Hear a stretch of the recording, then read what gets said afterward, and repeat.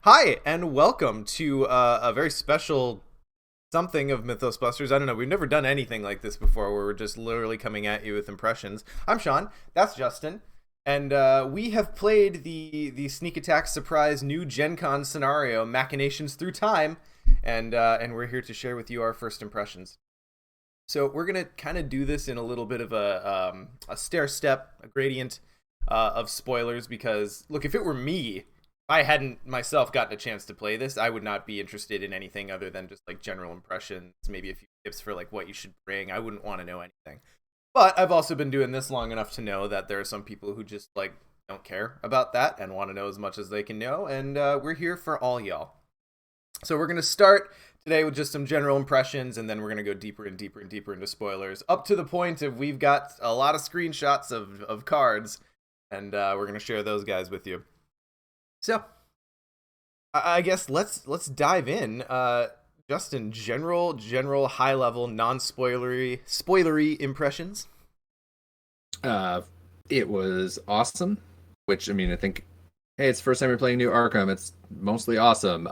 But I really enjoyed this one, and I stand by my comment from yesterday that it's a scenario that felt like Labyrinths and Excelsior had a baby.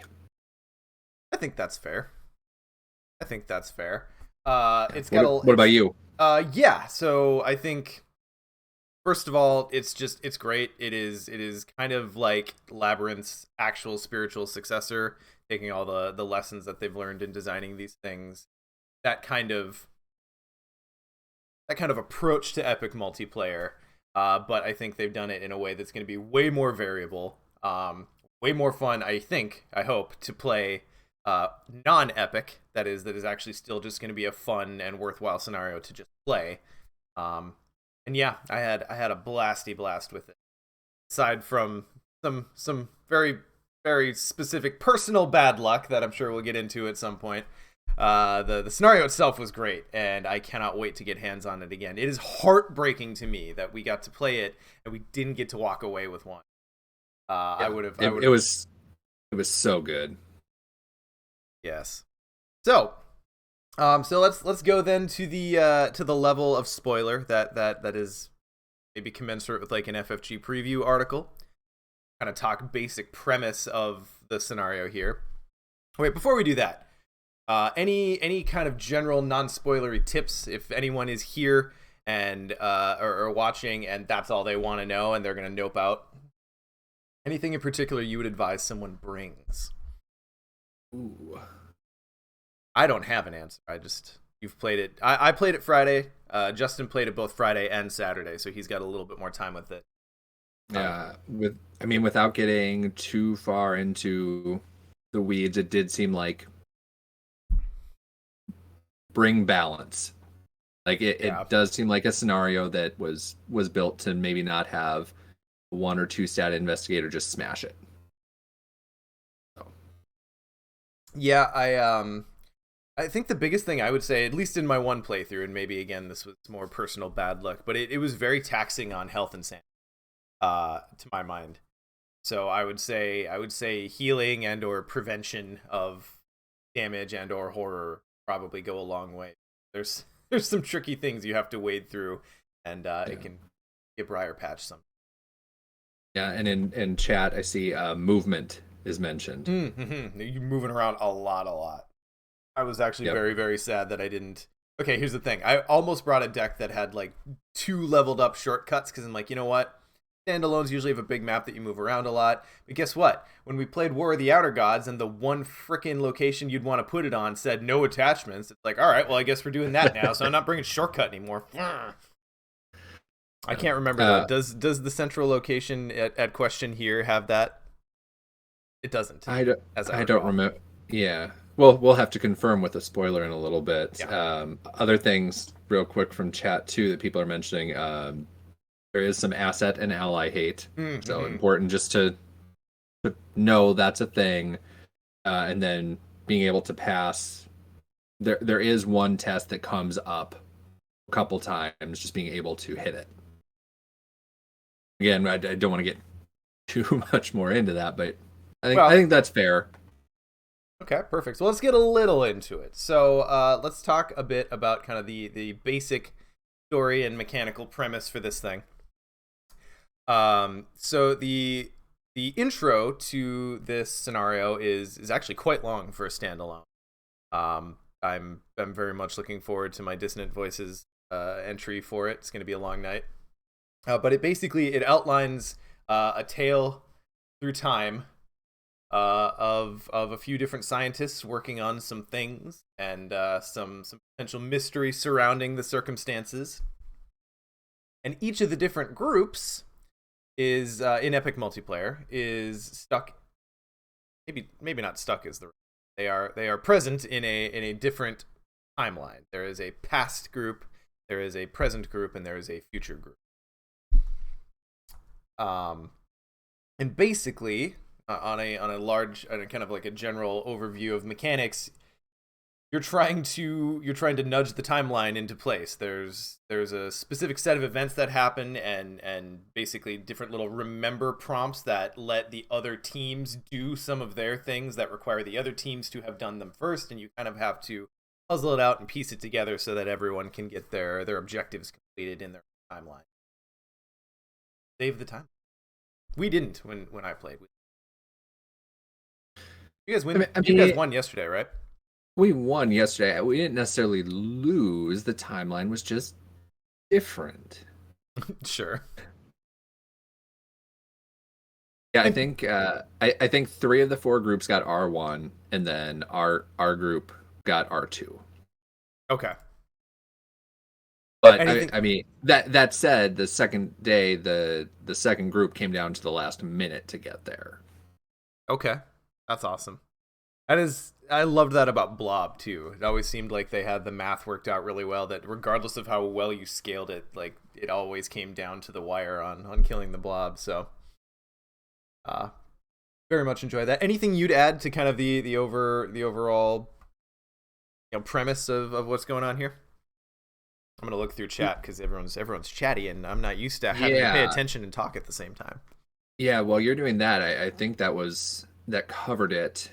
Because I think the one piece of story text that's not super spoilery is the reason you're going through time is suddenly parts of it start to vanish, and so then Arkham investigators from the present then need to go through portals and be in the present and go to the future and past to preserve the timeline. So that's where some of the theme comes in and why you're playing as present day Arkham investigators. Mm-hmm. Okay. All right. Well, that's about FFG preview article spoilery. Spoiler alert, we're going a little bit deeper now. Let's share some of the cards and stuff that we were able to capture. Like I said, we weren't able to take anything home. I apologize. I'm not that dude who's going to sit down and take pictures of every single card, and I don't think Justin is either, but there were some really cool things that we wanted to be able to show you guys to kind of build some hype up that aren't necessarily like going to spoil everything. Yep. Let's hop into that. But again, spoiler alert, we are going to be showing you some things.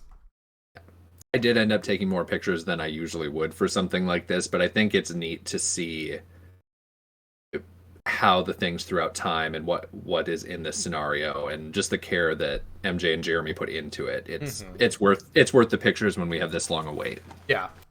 I mean, that's the other big thing is that MJ shared with us that they were hoping we were going to have, the scenario at GenCon, obviously, because that was the original plan before the world went sideways again. But delays are what they are. Didn't have it, so they printed on demand at the center the amount of copies they needed to run the event, and nothing. So, what is it? Q1 2022? Mm-hmm. Is that the release window? So Europe will have it in December, and we'll maybe have it in April. That's my best guess. All right. So anyway, this is just a little shot of the title card there, setting up the premise. I'm gonna take a quick gander at some of the mechanic explanations here.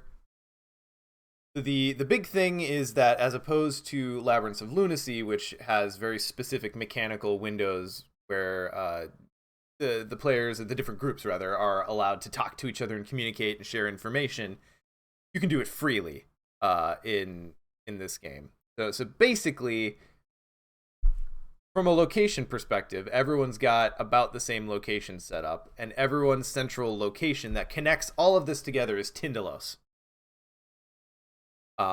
So basically, everyone's got access to Pindelos, and through there, supposedly, you can create information from the different timelines. The different allies actually bounce back and forth through time into the different groups, which is pretty fantastic. I suppose the other big thing here is the announce.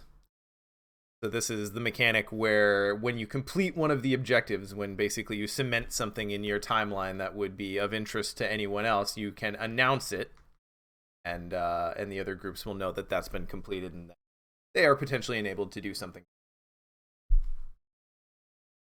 And it is important to actually announce it and confirm the table hears. Mm-hmm. We had one on day 2 where one of the other timelines completed something we were waiting on, and thankfully we found out a turn or two later, but I think they had shouted it at us, and when there's other groups going, you have to be really sure because it's an overlapping puzzle that these depend on. Say Scott's giving us a hip shot card review of the Pindelos location card. The location itself isn't that bad. It's all the things that happen there that are pretty awful. Oh, it's bad. All right, Scott, you munchkin, calm down. I'm not doing magic right now. I'm not refunding you either. So anyway, that's some of the mechanical stuff. Let's hop into the locations here. So this is the future setup. Mm-hmm. So here, let's zoom in on Pindelos for anyone interested. So the big mechanic here is that cards will have either past, present, or future traits, depending on which timeline they fit in. And so many of the encounter cards will have either amplified or different effects based on whether you are targeting or at a past, present, or future location. So basically, the variety of enemies that show up in this scenario are varying levels of threatening depending on which timeline you're in. So like I could sit here and tell you the ones that gave us trouble, but chances are when I go and play in the past group next time, a different set of enemies is going to be the one drawing my ire, which I think is pretty cool. Mm-hmm. Then move your mouse a little so they can see what timeline Pindelos is in. Oh,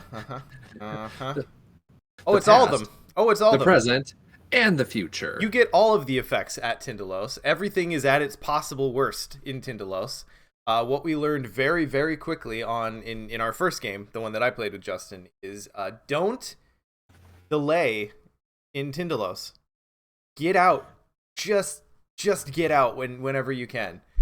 Because we got bogged down with enemies, and then, we spent an extra turn there dealing with enemies, which means the next turn the treacheries we pulled were a lot worse, and we just got buried in the early game. So GTFO. Yep. Pro tip. Yep. And this was the picture of Future, and we did play Future, the one you and I played. Mm-hmm. I also played Future the next day as well. I'm a little personally hurt that my Back to the Future GIF, which was oh so appropriate, didn't get a single E. I don't post. I don't hang my own hat on internet likes very often, but that one I was a little crestfallen. Just wait for the future. Someone will go back and like it for you now. There it is. All right. So basically, this is the location spread that everyone starts out with. You get 4 locations in the different timelines. They're not always the same thing. I'm not going to spoil everything, but the TikTok club in particular, I thought was really cool. Had a really cool kind of evolution time. And of course, Riverside. So this location I thought was particularly interesting because it's the first time I'd ever seen player scaling Shroud, and it actually amazes me that that's the first time we've seen. So that's notable. Up to. Yeah. Before we do that, Sean, do you want to talk about any of the abilities on these cards? I mean, we're showing people, but you want to talk about it, or is that getting too far into the weeds and we'll let people read them on their own? No, go ahead.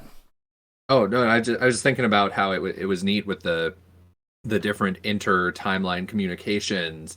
We suddenly had someone coming over and saying, "Hey, can you send us a newspaper?" And so we're the future, and we're able to from the Arkham Advertiser. I believe it was twice per game we could send newspapers, and they do different things in different eras. So on here, I think that in the future, it's you make the chaos bag nicer, which is nice, but I forget what the effects were in the present and past, but it was so much better. Mm-hmm. And so it was a thing that sure you have to use one of your actions, but you're helping, and then hopefully it starts to pay dividends because that's where you see with a bunch of the different things you get to do on the locations, you take an action or have to spend resources, but if you give it time and it goes through the different eras, it's like compounding interest. Yeah. Yeah, and Thoth points out in the chat here, and I would echo this. If you're a lore hound, someone who really enjoys the setting, I think just about every one of the unrevealed sides for each timeline has different flavor text on the locations. So I'm very, very excited the first time I get to actually crack this thing open and take my time with it to pour through them. Right. Also, the location symbol, the spade, that new? I'm only now just realizing this, but I didn't really remember having places before. Have we finally breached a number of locations that's requiring them to come up with wacky symbols?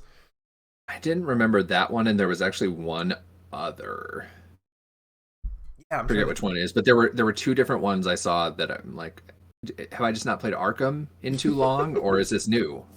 And I also wonder because I know they're pretty conscious to like colorblind players, if they're trying to maybe differentiate the symbol a little bit farther from some of the other stuff. Because I know, I'm trying to think of the two that I always get up. Anyway, that's a tangent we don't need to go down. But yeah, so I really, really, really like what they did with the epic multiplayer coordination in this one. Like Justin was saying, like it becomes a tactical decision to be like, okay, we have this resource.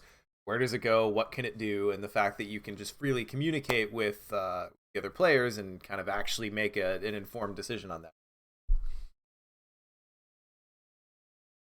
All right, what do we have to show them next? Let's hop to some. So here we've got this set up. This is spread through time. Your progression through time. There we go. Yeah. So we start pasty stuff. Present. Is this just your house from Night of the Zealot? Yeah. I mean, it looks a lot like it. This was the interesting thing. So this still feels real new to me because in our first game we got to see Corrigan Industries for like 2 seconds was all. But this is a location that starts not in play in the future, and so you're waiting for the past where it's just at the childhood home, and it's childhood home of I forget who, if it is Thomas, if it's Mary, if it's there's some scientists throughout this that you're trying to save and working with, and then in the present it's a old magic shop, and then by the time it gets to the future it's industries where the through time portals are being built. But the past needs enough resources or some of the other stuff on. Oh, we haven't talked about the stories, the plots. Oh yeah, no, not yet. Let's dive in, and then this will make more sense. There are plots, and true to the name, machinations, that are going to affect what your goals are, how you approach it, what you need to do to advance. And so it might be that the past is struggling with whatever they need to do on their plot. And so how can the present and the future help them so that then the past can complete something to then help the present? Yeah. Yes. Our play area. Okay, so right up here, and this is what's going to add so much variability to playing this in the future, and this is why I think it is just head and shoulders above Labyrinth. Labyrinth does really not have this. The best you can do is mix up which group you're in. But there is a plot. a machination, and a story. No, they're all stories.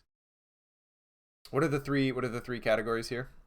I forget what all the labels Oh, are. let's see. Enhance. Enhance. Let's see how good my Blade Runner. Nope. Anyway, but there's three different story cards that come into play. Um, and then I believe there's three different options for each of those between games, if I'm remembering correctly. So obviously, you want to permutate that out. It's got a decent amount of replayability, and then you throw in, if you're doing epic multiplayer, whether you're doing past, present, or future, like this is a very varied experience for this. Yeah. I wonder if it's not a plot, a machination, and then I think the third one might be that standard one with some of the stuff with Thomas and Mary. Oh, that could be. Yeah, I think that's correct. That one doesn't vary. Okay, so it's that legacy one. Yep. Okay. Yep, you're correct. So yeah. And do we want to talk about what's on the act and agenda, just so people understand how those interact? Sure. Yeah, the act is just you need to clear all three of the story cards. So you have to complete all of those and then have the scientists, Thomas and Mary, in certain locations, which sounds super simple, and it's not. Oh, no. What? The picture won't let me flip it, so sorry, everyone. Oh, here, just I'll flip it and or never mind. Yeah, and then the other is just fairly standard Doom clock, but it's a Doom clock dependent on epic multiplayer of do you play fast and end up getting ahead of others. Yesterday, my group, we ended up getting far enough ahead and needed to wait for the past and present to finish some stuff that we took a strategically timed lunch break. That's I think the thing that really allowed us to bring it home. So, I mean, yeah, that's in the rules for Arkham, right? Yeah. So yeah, wait, what else do we talk about? Something. Pull up another. Fair, everyone. Other ones. Okay, this is. Go to show some of the other locations. Progression through time, because the Corrigan Industries one is neat how it like builds over time, but to see the same location. And like they actually went through and did new art for each of them. So like it's not, it's even a level above the spectral stuff that they did for TCU, where spectral, non-spectral. This is like an actual progression. So we got Miskatonic University here, where they're growing a tree for from a seed. Now I can't remember, what did we actually get to do? I don't remember what the tree part was, but there's also, if you go into the upper middle of the card, so there's an observatory. And so in between the two buildings, you see on the first card, there's like a tree branch there and there's nothing. Then right there in the middle card, there is an observatory being built on the hill. Yeah, look at that. Yeah, nothing there. Yep, and then over in the third one, it's still there. It's more built. And then MJ was also mentioning that it's a progression of seasons in all of these. So it is. It is. Awesome. Okay, and then we have one more of these. Oh yeah. Okay. Well, I mean, spoiler alert. We're deep in spoilers at this point. This is the one I was referring to. We've already given the warning. Yeah. This is the one I was referring to, where this actually started as a watch shop, and then when Prohibition hits, that's when it becomes the TikTok club, the speakeasy. Yeah. That's so. But it's still a watch shop. Like the art is still that it is a watch shop as a speakeasy, and then by the time you get to the 50s, it's a full on. Yeah. Love it. Full on. Love it. Okay. Yeah, that one was really cool. So then we've got Thomas and Mary are the main scientists in question here, and we got kind of a progression for them as well. We got both of them younger students. They're inventing. Oh, go ahead. And zoom in a little more, because it's neat how they progress the card, not just how they look, but I mean they are growing in their skill set as well. because you'll see as you go up throughout, they keep the skills they have here, and then they continue to gain or evolve past that. Yep. So then they keep the skill.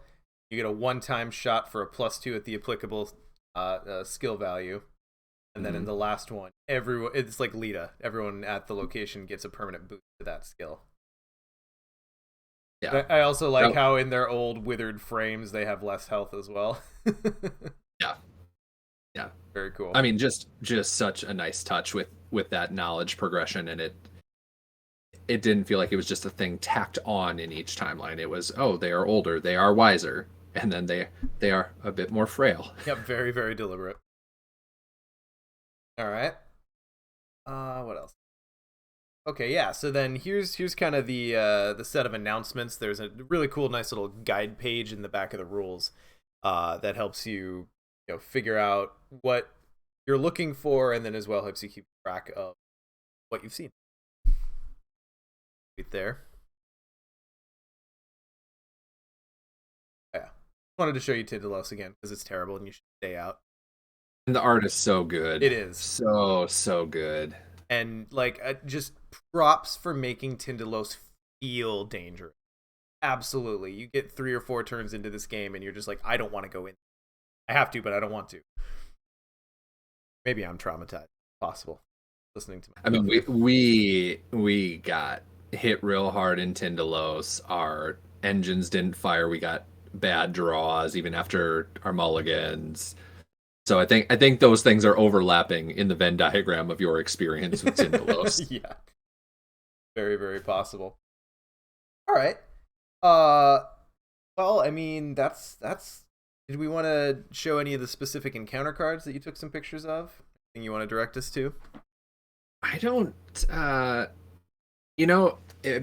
so we talked about how the different cards have different things in different timelines. Why don't we show maybe one of those, and then let's do one of the Hounds. Okay. Just to show how enemies can be affected by the timelines as well. I think if we do that, that's enough without... I mean, we're obviously very deep in spoilers here, but I don't want to over-spoil things either. Right. So, yeah, the Hound on the left. Yeah, and by the way, the monster art for this is fantastic. I love it so much. Really, really beefy satyr over here. Anyway, so we've got the Hound here that's going to get +1 health at a present location, +2 health at a future location, which of course means that in Pindelos they have +3 health. Yep. And like suddenly when you're starting off the game and weren't entirely prepared with like a lot of weapons in play, suddenly having to chew through a 5 health enemy gets you off on the wrong foot. Sure can. No. And then the satyrs weren't too bad. I feel like they, in our play, are the ones that were kind of on the lighter side just because they work on past and present. They didn't do anything. But again, in Pindelos, +3 fight. And basically all the enemies are geared to go after the scientist first. I don't know if we ever find out exactly why they have such a rage boner for the scientists, but they sure do. Yeah. And we haven't talked about the mechanic with the scientists, have we? About how they're abducted and all that? Oh, now's a good time. Yeah, because part of the shtick is, so these scientists there's a good chance they're going to get killed during the scenario, but what happens is that then they are just abducted. They don't actually die. They're not out of play. And then in Pindelos, there's a test you can do to then pull them into your play again. And so that's part of the way that then, oh, hey, we're cornered. They took them out. Okay, well, we got to truck back to Pindelos, pull them out of Pindelos, get them to this location to do a thing. Yeah, and so it's neat that you can do that, and it's not just a one and done and you're screwed. But it does also, the enemies are also gunning for them with the patrol keyword now, where they're going after the scientists. Yeah, I love patrol and how it lets them go after objectives instead of investigators. Yeah. Finally, on speaking to my heart here, the Pindelos things are like the Dahaka from Prince of Persia. I mean, essentially like the TVA as well. Basically, just going in, stopping people from messing with time.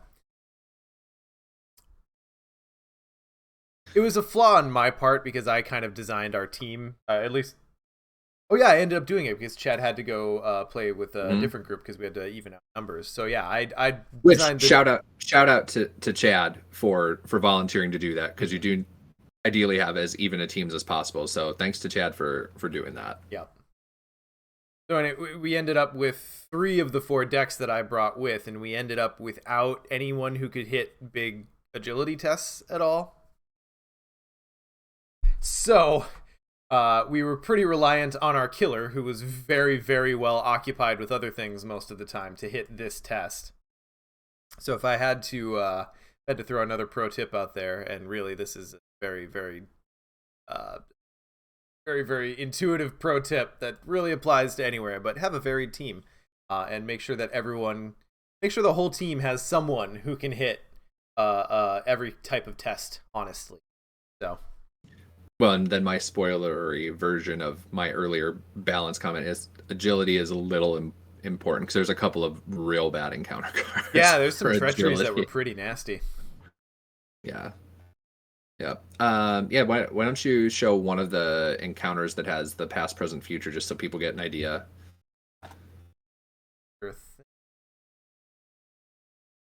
Oh yeah, let's do Temporal Distortion. I also love.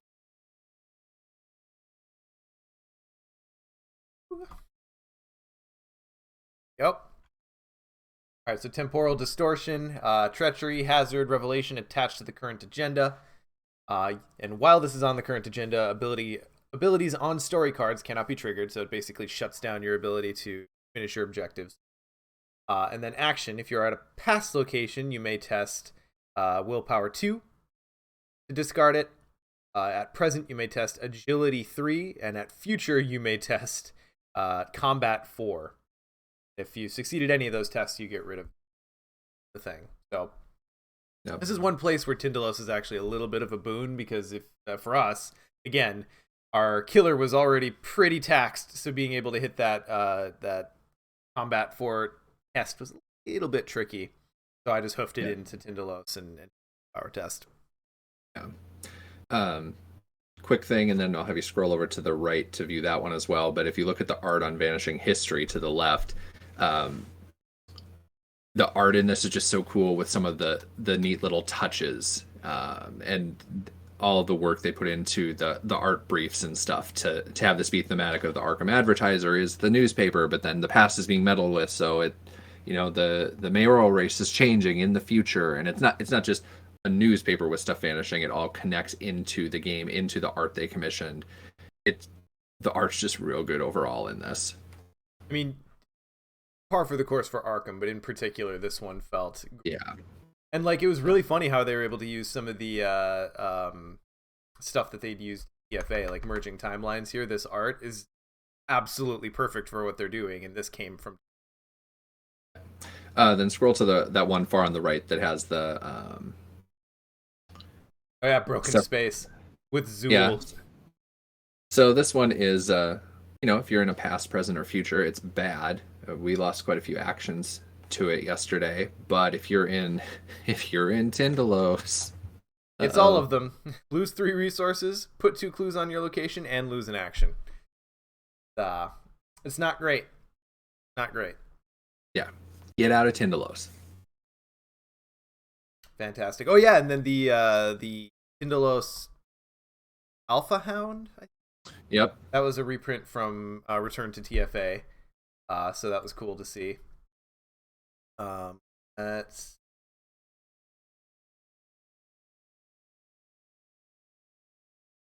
stuff here. It was very fun to see a whole group of people just getting together to play Arkham. Oh, my eyes are closed. There we go. That's the money one. And I think the majority of the people who were in this shot are in chat right now. So hi everyone. It was good to see. I can see everyone. So yeah, I mean that was pretty much what I had to share on Machinations. I'm Justin. Anything else you were looking to throw out there before we open for questions? I think that was it. I think we covered all the high points. It was super good. I'm really looking forward to digging in with it again. Everyone should be super hyped about this. They really should. And it pains me to say that because of shipping delays and what they are, but be hype. It's cool. Yeah. Well, and the nice thing is, Labyrinth holds a special place in my heart, but there is only so much variance you're going to get out of it, and so I think that's one of those where then I need to leave enough time in between before I play it again. This one feels like it just has so much more built in, and I know they're naturally going to be compared to each other, and I think if it was a straight up comparison like that, yeah, the newer, shinier thing is going to be better.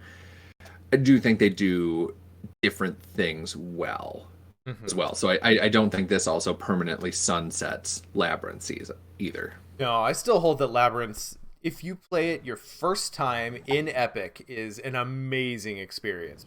First time you have to puzzle through everything. It's really fun and stressful and satisfying when you do it. Problem with Labyrinth, of course, that once you do, it's a little bit easier the next time, and it doesn't have legs like I think this. Well, no, I think Labyrinth continues to be one that you always want to have someone who hasn't played it in the Epic group, and then it adds to the experience. You might know what's going on, but then it's how do you get them to know it? And yeah. No, this is just, I'm so stoked for this one. Copy. I really, really wanted to give my money for goods and or services. Yeah. Capitalism doesn't always deliver on promises.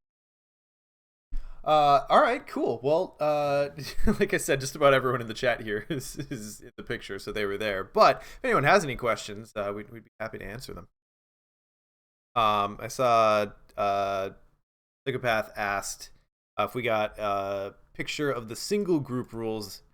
And really, those are pretty intuitive. You in single group, you will set up all of the different timelines, the 3 different timeline areas, and you them via Pindelos. And I believe all of the announcements just become basic remember prompts, like Phileon asks, what happened to make things go so wrong? Well, yeah, you should just tell the story. Okay. Well, the first thing to mention, and then I will tell what happened after you had left the table. Oh yeah, okay. And I don't know that. So to set the stage, like I mentioned earlier, the team that I constructed was a little deficient in agility, and I was playing a Flex Diana. I had a hard Clover Daisy for Justin, and Justin's brother Brady was playing a hard killer Tommy. And basically, despite the fact that both Diana and Tommy hard mulliganed for weapons, neither of us was able to get a reliable killing thing in our opening hand. We didn't really know to stay out of Pindelos right away. So I think our first Mythos phase, or our first encounter phase, we just set up what we had. Tommy drew a bunch of cards. And then in the first Mythos phase, we got 2 enemies in a treachery. So all of a sudden, you've got a killer and an off killer who aren't really prepared to do it, and you got to deal with 2 enemies that are all beefed up because they're in Pindelos. So we spent a turn struggling on that, and then the next turn, of course, we got like more dumped on us, and we eventually got to the point where we were just behind the 8 ball. We had to get out of Pindelos, like we had to get Daisy off on her clue gathering thing. It was just one of those scenarios where you get bogged down in the beginning and you just know struggling to keep pace the rest of the game. So we finally hit a point where we're out of Pindelos. We've got 2 enemies out. One of them is beefed up because it's in the future. The other one's pretty small. I've got my weapon out. I've got a upgraded purple enchanted blade because it's one of my favorites, and I've got a spectral. It wasn't a spectral rig. Oh, it was just a leveled up vicious blow.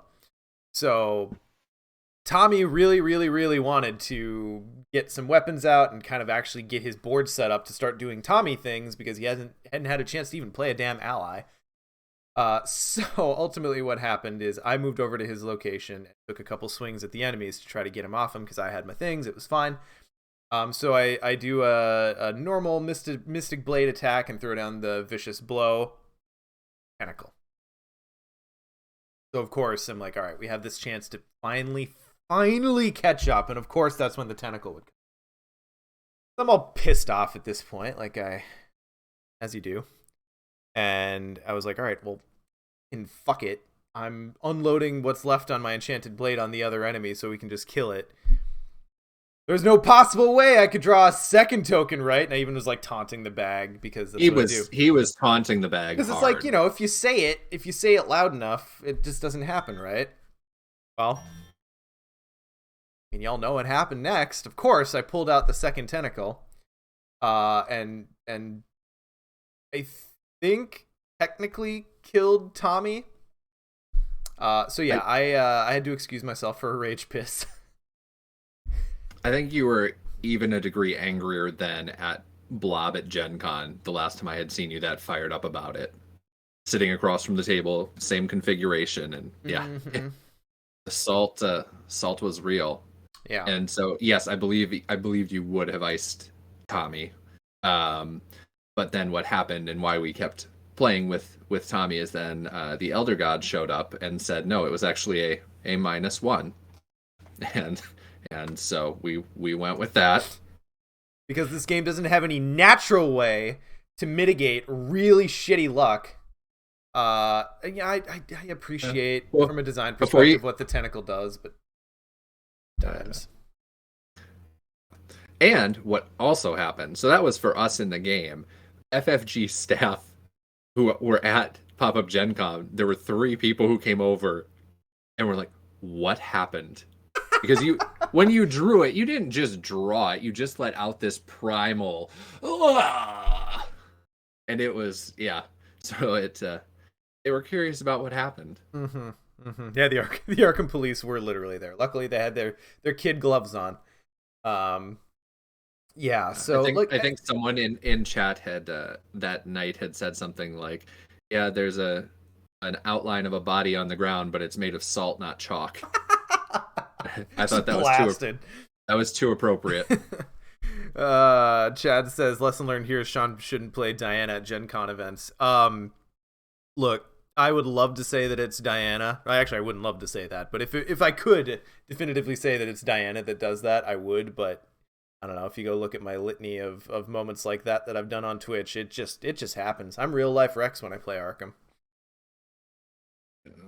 It's just a thing. But anyway, so that was fun. And, any other questions? I'm trying to look through the chat here because that took me a time.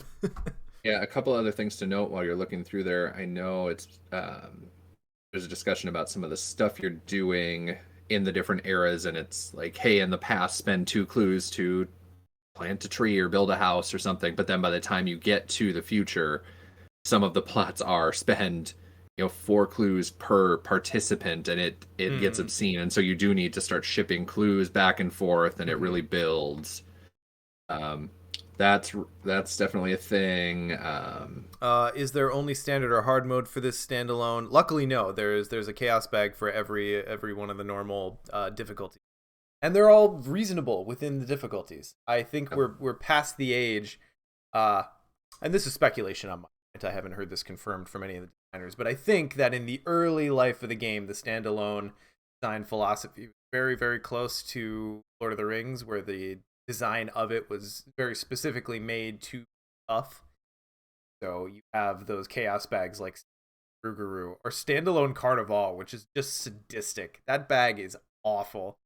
Yeah, we don't really have that anymore. If you want to make it harder, you just play on a harder difficulty. Standard's not gonna just completely such a bad bag. Anyway. Right. This is rhetorical, but somewhere else asked, am I extra enough to lay out 3 separate campaigns, all taking place canonically 30 years apart, just as prep for a single run of this scenario? Which I appreciate. I do love watching other people be very extra. I only do it a little bit myself. Yeah, make a comment. Surprised at how small the map is in Epic multiplayer mode. I was afraid that when they only gave us 1 small table per group. It is a very tight little map for a standalone. I think very likely the smallest map a standalone has ever been. But when you then factor in the fact that you've got other abilities up on the story cards and several abilities on each thing that are triggered on, like it feels rich. It doesn't feel small, even though it really is. Oh, Jeremy has hopped into chat with yeah, I forgot about you add Doom Oh yeah. to the agenda based on the number of players in your group. Mm-hmm. And so apparently on harder difficulties, you start with more Doom on the agenda. So even though it was a 9 Doom, we started the first night with 3 on there, and then I was in a 4-player the next day, start with 4. Yeah, I mean, playing in the future, it felt tight both times. But Yeah, it didn't. Oh, sorry, go ahead. I was gonna say it didn't feel too tight, but it definitely, like, you feel the clock. Mm-hmm. And I feel like that, speculation on my part here, but I think that was maybe a scaler to try to even out how much movement is required, because it was a per player amount of on the agenda, and then is also adjusted for difficulty. Yeah, pretty cool. Pretty cool. Any other questions before we wrap up here? You know, Machinations Through Time related or otherwise. I want to say again how nice it was to actually see people play this. I did not want to go to GenCon because the big crowds kind of scare me. But this was cozy. This was nice. This is a nice tight little group of what was it? Was it 24 people? Up to 24. 24 signups. I think a few less people actually showed up. But very, very, very cool to be able to play New Arkham in person with people. That was a treat. Yeah, it was really good. I want to give a shout out real quick to the group that took me on yesterday, because I didn't actually have a ticket. I just got to use an open slot, but got to hang out with some of the peeps from Discord. So thanks for that, guys. Appreciate it. It was fun. Who'd you play? I was Gloria yesterday, because the only decks I have built in my house are the Silas one we took through Innsmouth, and like that's fun, but that's if you're not coordinating with a group, that one's a little tough to just pop in. And then I have Gloria that is set to play alongside Leo for the playthrough of Innsmouth that Brady and I are doing. So Gloria by herself seemed like the best one to kind of just plop in and not be. It'll be generally helpful, not too disruptive to what they had going on, and yeah, it was good. It was good, especially after you kind of know the scenario a little bit, and you can actually do Gloria things with some core knowledge. Yeah. We were talking through a little bit of it, and it was an interesting discussion about what do we eat, what do we bury, depending on where we are, and it was fun. So the scenario rewards, Xyloe asks, I believe each timeline has a different one. Our one was a teleportation device that basically had a few charges and like big movement from one location to another. Including non-elite enemies. Yeah. Mm-hmm. Then I think one was an ally. Who were the other 2 allies? I think the other 2 were allies. Okay. Yeah, I don't 100% recall, but I think they were.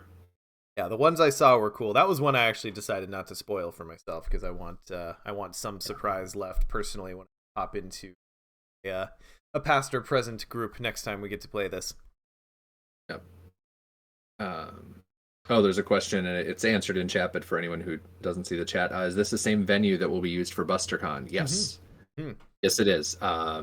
It's pretty cool. It was the first time we were seeing it after they had renovated. We knew they had put a wall up in the middle, so I thought it had gotten smaller, but it also extended out the other way. So it's going to be an awesome location for BusterCon. Yeah, I'm even more excited after having been in there.